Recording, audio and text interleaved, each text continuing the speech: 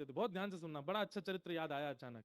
तो गोविंद देव जी में मंदिर में खेलने जाते थे, तो उनको ऐसा लगता था कि गोस्वामियों के 3 बालक हैं, 2 तो मेरे साथ खेलते हैं और एक सज धज के मंदिर में खड़ा रहता है। गोविंद देव जी बोले ये वाला जो बालक है जो मंदिर में बैठा है ना, ये शायद गुसाई जी को बहुत ज्यादा अच्छा लगता है, इसलिए देखो रोज इसको कभी लाल पीताम्बरी, कभी पीली पीताम्बरी, सोने के आभूषण, हाथों में कड़ूले, पाम में पाजे, मोर मुकुट, कानों में कुंडल, और ऐसा तिलक विलक लगा के इतना सुंदर करके तैयार करके उस बालक को तो सिंहासन पर बैठा के रखते हैं, और ये 2 थोड़े कम प्रिय हैं, ये 2 मेरे साथ खेलते हैं। कैसा उनका सहज बाल स्वभाव।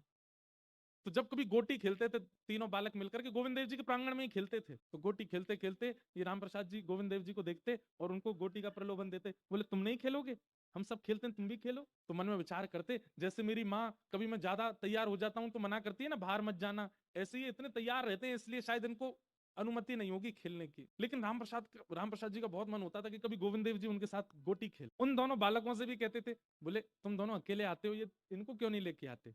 तो वो दोनों हंस जाते, वो भी बालक, वो क्या जाने, बोले ये नहीं आते, ये यहीं रहते हैं। लेकिन एक बात है ना कि जिसका चित्त बहुत सहज है, जो बहुत भोंदू है, जो बहुत सरल है, ठाकुर जी को बहुत प्रिय लग जाता है वो। राम प्रसाद जी का ये बाल स्वभाव की ठाकुर जी मेरे संग गोटी क्यों नहीं खेलते, ये गुसाई जी का बड़ा बेटा है, प्यारा बेटा, ये मेरे साथ क्यों नहीं खेलता।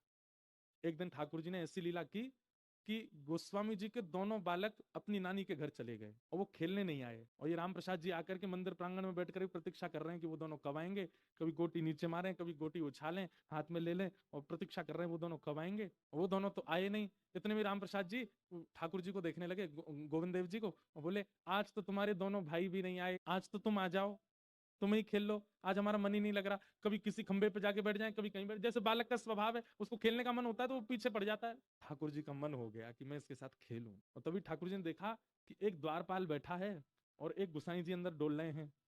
तो द्वारपाल को तो अचानक इतनी जोर की लघु शंका आई कि वो उठ के भाग गया, और गुसाई जी को बहुत जोर की भूख लगी आई तो वो भी चले गए प्रसाद पाने।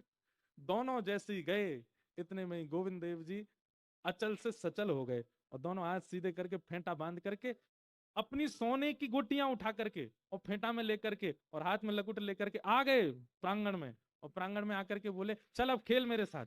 और राम प्रसाद बालक के साथ में गोविंद देव जी गोटी खेलने लगे। वो बालक खेल में तो उसकी कम रुचि, ठाकुर जी जैसे चले, ठाकुर जी जैसे बैठे, ठाकुर जी जैसे मुस्कुरावे, ठाकुर जी जैसे जो नैन मटकावे, वो तो उन्हीं पे ही मोहित होता जा रहा था, इतने सुंदर लग रहे थे ठाकुर जी।